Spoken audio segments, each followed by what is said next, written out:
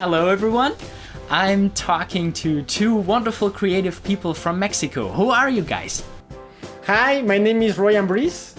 And my name is Vonno Ambriz. We are brothers and we are the founders and directors of Cinema Fantasma, which is our production company.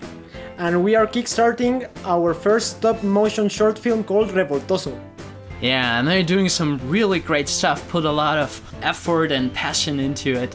And we will hear more about their production process and the whole Kickstarter thing and yeah, what their filmmaking is about. So stay tuned.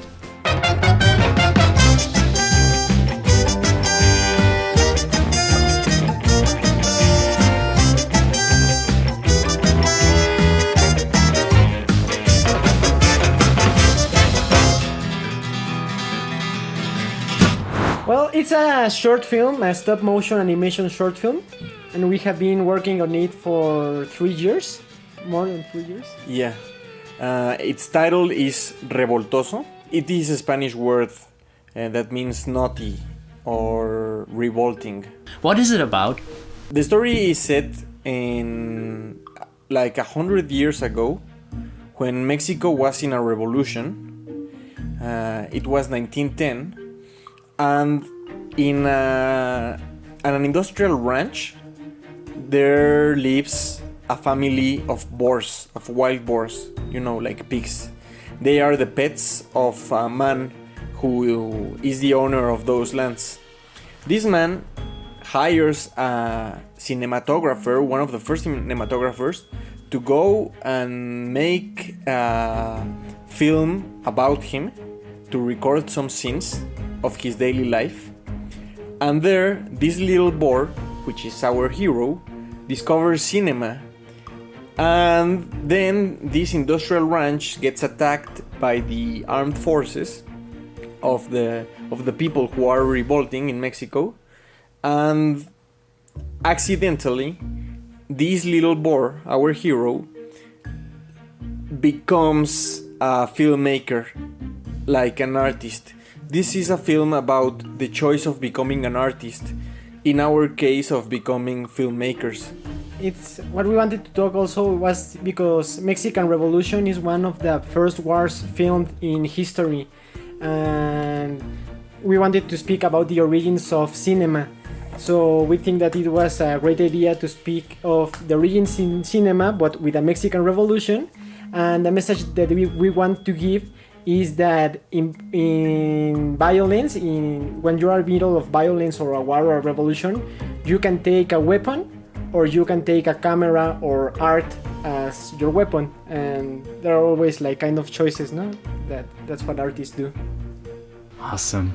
How did you get that idea? Did you have was the idea that you wanted to tell something about this revolution, or did it sneak in later on? How did that start? It has been a very long and creative process, a very flexible process, because, for instance, my brother wanted to make a short film about a little boy. And then another friend came with an idea that make it in the revolution. And what we wanted to speak was about our position in life and as a company and as humans. So kind of all the pieces were kind of just beginning to build up. And I think that it has been like a very creative process in getting all the ideas. Uh-huh. And What was your background at this time? Were you already out of art school, or where do you come from? Yeah, we both studied filmmaking, a bachelor degree in film and television, and I am older. I had just finished, or I was about to finish, the 4-year degree when I realized that we could do a very good animated film, even though we hadn't taken animation classes or very formal classes, because knowing the principles of cinema, we knew that if we wanted to create an animated film, we could do it, especially because my brother is an expert of sculpture and special effects. So we knew that we could channel this talent towards animation. We started this film, and originally we thought we were only going to take about 6 months of hard work to do it, and we were going to open our own company in order to do this film. But those 6 months have turned into more than 3 years, and we're still on the process of making it. And it's great because we're applying all the knowledge that we have acquired through the last years in our film school here at Mexico, with all our friends that many of them are also from this film school, and sculpture. So yes, we wanted to combine everything that we know in this project, and it has been great. It has been getting bigger and bigger, but yeah, for the good purpose. Now that we're already talking about how the production grew, were there different phases of the project? Like, at first you thought it would be something small. When was the point where you realized this is something bigger? We need to plan this bigger. It was originally my mistake, because at the same time I wanted it to be done in 6 months, but on the other hand, I told everybody that if we didn't try to make the best animated film in history, it wasn't. We shouldn't do it. That we should only work on this if we tried to make a masterpiece. That was always the idea. And by masterpiece, I mean that we needed the best animation, the best production design, the best sound, the best music, the best screenplay, the best cinematography. So there are a lot of great animated projects that we love, but sometimes they lack, for example, the music or the screenplay, and we wanted to combine all these pieces. So we worked a lot in order to get the Mexican Institute of Cinematography to fund our project, because they give very big incentives, but unfortunately we didn't win.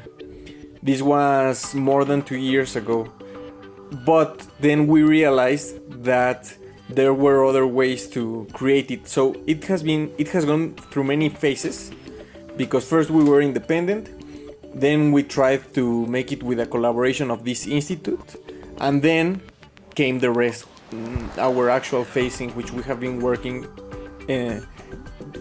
with money from executive producers. With this funding, are you now able to really work full-time on this project, or do you and the crew have other jobs on the side? No, right now we are all the crew. We are working 100% in this short film, but we are more like volunteers, because we don't have actually the money in order to live off this. But we have helps of our parents. We have now persons that are trying to help us, and because we are right now, we don't seek to be rich persons or something like that. We know that we want to make this for our living. At this moment we have to spend and do not wait for anything in change, but we are here fighting for our dream, because we want to live of this. So this is the start, and we have to learn to be very patient, to to organize ourselves, and to just continue. It isn't if everybody is doing this without receiving a single dime, because when we get money from executive producers, we manage it, and sometimes everybody knows here that if there's money, we will give money. If there is not money, we should keep working. So that's how it works. That's very tough, actually. I think we should be able to live from this kind of stuff. So yeah, it's really great that you fight for that. Like when you did the Kickstarter, what was your feeling about it? Was it like something like a last hope, or how did you feel about the risk? Yeah, we have our production schemes. We have many strategies, but some months ago we decided to use this. We decided to use Kickstarter because it was almost our last choice. We have already tried from many places. We have already got and spent money from different people, but we needed the last quantity of money to finish. Unfortunately, we think we are not gonna make it in Kickstarter. We don't know. We are behind, but there are like 16 days from now or something. Yes, we are far behind. We will keep trying, keep working on this, but that's what we know how to do, to keep going. If this doesn't work, we are going to seek for in another way, and we're going to keep like that. And we read once that there is a phrase that they use at Pixar Studios that is fail often, fail hard. And that is also our motto. Oh, let's see what happens. Yeah, let's see what happens. We have our fingers crossed, so we hope we can make it, but we know it's very hard. It's difficult. Yeah, it's difficult to get noticed. So everybody who's watching this should check out their project and maybe donate something. Yeah, thank you. Please. So yeah, let's talk a little bit more about the actual project. You are choosing a very unique art style. How did that come? That's a very long story. But actually, I started just like the production designer in this short film, and later I became also a director with my brother. And we knew that we wanted to make a short film about revolution and talks about the origin of filmmaking. And one day in a museum, we saw, I think that was a painting of Picasso, and there was also a short film of Buster Keaton. And it said there that Cubists actually were based on filmmaking to make their paintings, because at that time, because of the railroad and many advances in technology, time and the places and the time were changing in the conception of the people. And filmmaking, that was also an invention of that time, helped. What the filmmaking does is that you shoot from different angles the same thing, and you cut it, and then the spectator in his mind rearranged the image. And Picasso and Braque saw this dimension of filmmaking, and with also the speed and the movement at that time, they created Cubism.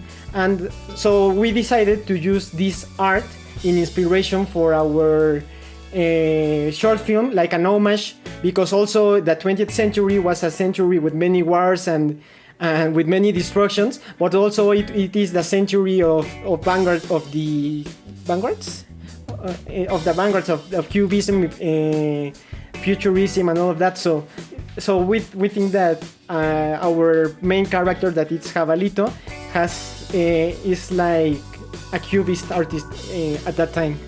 So what we decided to do on production design is basically the same that we're trying to do on every aspect of this film, is to fit all the pieces together. It's not just, we are trying not to be making out stuff from thin air, but rather we are researching, we are going to museums, we are learning a lot about art, about film itself, and we're trying to take every decision towards a very specific goal. And we're enjoying the process. That's a very important thing. We are not like, oh, we have to finish the film. Oh, let's take the time that it takes, and let's enjoy the ride. Yeah, it has a meaning behind it. That's great. Especially because, it is Cubism in motion, which is kind of doubling what it already is. That's very fascinating. Do you already know more or less when you will finish? Do you already have a finish line in mind? Yes, our goal, but it involves getting the money from Kickstarter, is to finish this December everything that we need to shoot and finish post-production in February or March of 2015. Without the money from Kickstarter, we're going to take it could take us a little bit longer, but definitely the film will be ready next year. We hope that is in the first half of the next year. How much do you already have shot of the animation? Like 30%, I think. No? Yeah, like 30% of the film. The most spectacular scenes haven't been shot, so we are confident that it is going to look great, because what we have already shot are the scenes that are less spectacular and they work.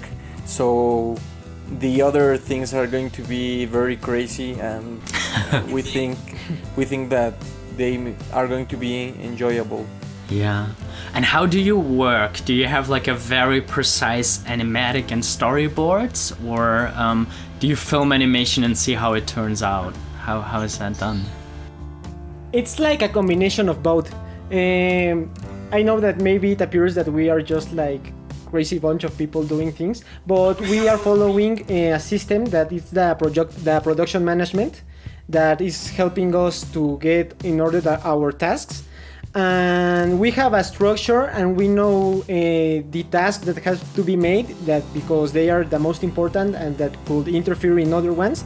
But we also like to have a space for improvisation and experimentation.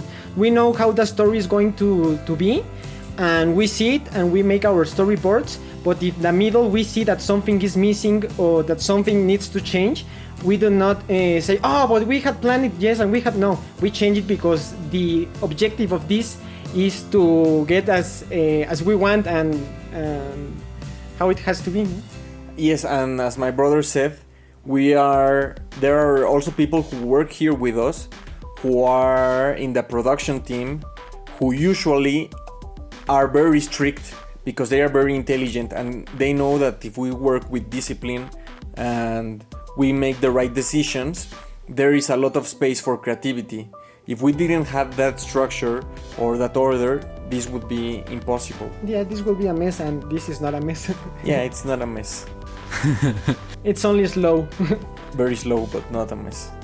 Good, cool. Yeah, you can already see some shots in the trailer. It really looks amazing, I think. Thank you. Thank you. You have a filmmaking background, but would you say there's anything new that you learned in animation, like where you say, hey, that goes beyond normal filmmaking? Well, animation gives you the opportunity to make everything from scratch. So you have to make the people, you have to think of the sun, how it's going to illuminate a scene. You have to think about anything. So you make the rules of your world. So this has given us a great opportunity to break rules, to make it as we want. We have learned so much from this process that we think that we can make a suggestion to other filmmakers to make an animated film, even if it's not as complicated as this, because it gives you a lot of perspective and it teaches you about filmmaking. Yeah, because maybe when you make a film with video, you actually are not sure how is going to be the final result, but with animation you cannot do that, because if you make a mistake you have to make it again, and maybe 1 second takes you a whole day in taking photos, or 7 seconds a whole day.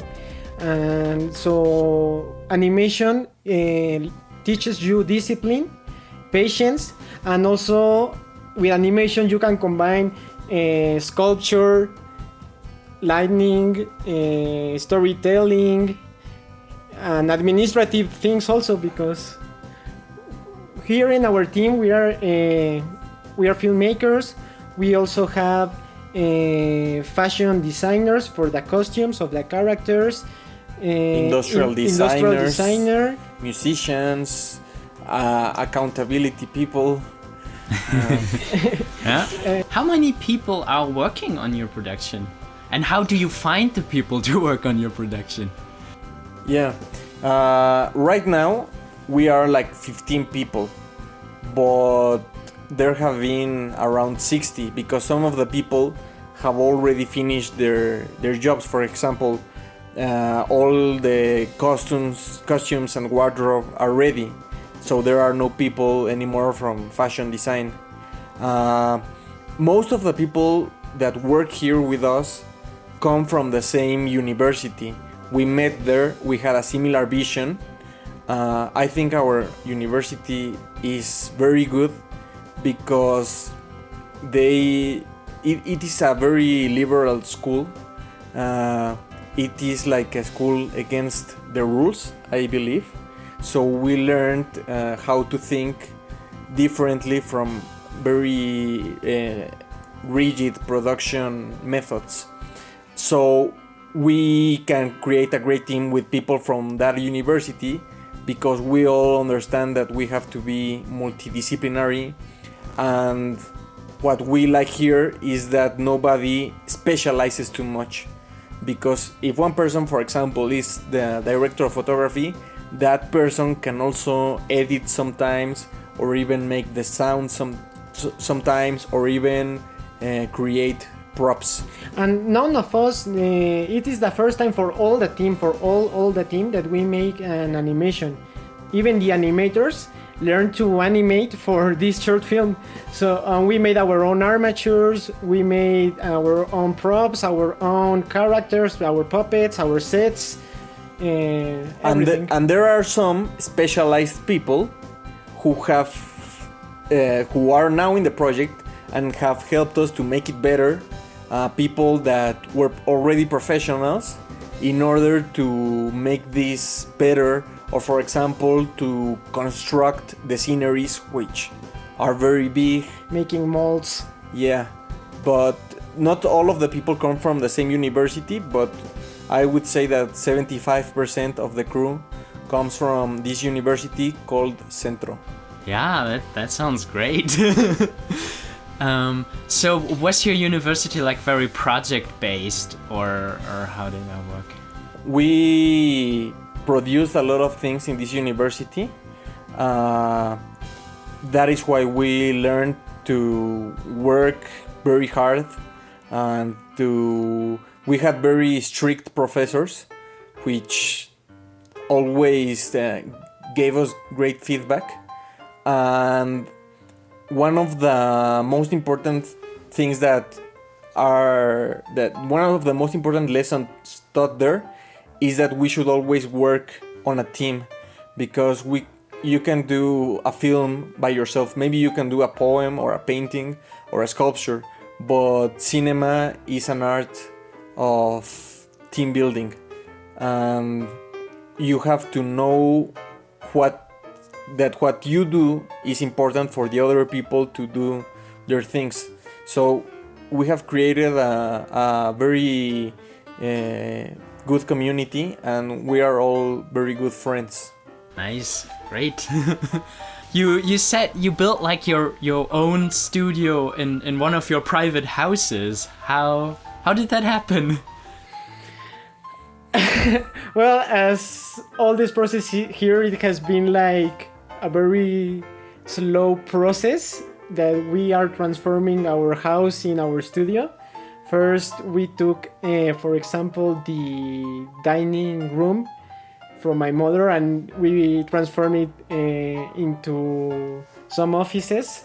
My father helped us, and we built our workshop also here. So we even here have our own oven for the foam latex that have to be baked. and we are like kind of transforming with, oh, we could use this room better for an editing room. Yeah, let's transform it and let's put these things in this other room, and it's kind of... How did your parents react to that? Were they like, okay, do whatever? Were they shocked? They like it. Actually, our parents are an important part of the team, because my mom is a producer. Well, both of my parents are producers, but also my father, works in like a project manager. Yes, it's very interesting because my father is a project manager, so that's where we have got a lot of knowledge for managing this film. And my mother is a graphic designer, so she's very artsy, and the combination of their perspectives actually created this place. They like it after all. Yeah. Sometimes they suffer a little bit because we work a lot and the house is always full, but they enjoy it very much. My mother also helped building some props, and also a producer, so they are part of the team. Yeah. Great parents. Yeah. That's cool. Yeah, I would like to talk about what were like the biggest lesson. What is the biggest lesson that you learned during that production? I would say that you need to be patient and that you need to be tough. And self-control, how do you say? Yes, self-control. Self-control. Discipline. Yeah, it's very easy, and it has happened, to get mad or to think that all this work isn't worth it. But when you take a step back and look at the things that we are doing and take a deep breath, you know that we are doing things fine. So it is a lot about what happens in the mind, a lot of being centered. And what we have talked with friends here is that if we talked with ourselves, but when we were like 8 years old or something like that, our younger version of ourselves will be very happy to know that we are working with toys and making sculptures and movies and all of that. So it's kind of, we want to work for what we studied and for what we liked when we were children. So this is a very like a good lesson in life what we are making. Yeah, awesome. Cool. So, yeah, what would be your advice to other filmmakers that have like this big project in mind, and they always think like, oh, but I don't have the money and I don't have the tools, and you want to do something but you never do it. What would be your advice? To do it. To get the tools, to get the funding, to get the money, to get the equipment, to get the facilities. We have learned that many people want to help, and it's not easy, no? But you have to build the world around you in order to do what you want. Because when you learn that there are rules, but that the rules, sometimes you can bend them or even break them, even though they are like very strict structures in life. When you know that the structures are nothing, and you start thinking out of the box and finding an idea, you will always learn the way to do it. Maybe the key for us was to joining with our friends and maybe asking our parents to please help us a little more with money and financing. But if you believe and you build your environment around in order to make it, you start very slowly. You realize that some pieces get arming and constructing. And to know that it is very possible to fail a lot, to have a lot of setbacks, to hear that people tell you, no, this is impossible, no, you can't do this, but in the end, if you investigate and you practice and you read, everything can be done. But even if it's something very specific or something that you will have to buy from other place and be very expensive, everything can be made. yeah, what we think is that if someone at any time or place in the world could make it for the first time, why couldn't we also be able to realize our dreams? So Yeah, actually one of our biggest inspirations is King Kong from 1933, because they did a lot of stop motion combined with live action. The people back then didn't know it was animated, but they did all this using creativity without ever reading a book on how to animate, or without ever reading a book about how to create armatures or how to do film practical effects. So everything is possible. and now we can study them, so we have more facilities. Yeah, it's easier now. It's easier for us than for them. So Yeah, cool. That's some very great inspirational words. Thank you so very much. And yeah, I think that's a great moment to wrap it up. And yeah, you're doing great stuff. I'm very, very impressed. It looks good, and I hope you can get through it without any more hiccups and big issues. Thank you. Thank you very much. Ferdinand. Yeah, alright, so everybody check their project out. All the links are in the video description, and yeah, you could already see some stuff during the interview. Consider donating. And yeah, Thank you. Thank you. Help us, please. Thank you very much. Thank you.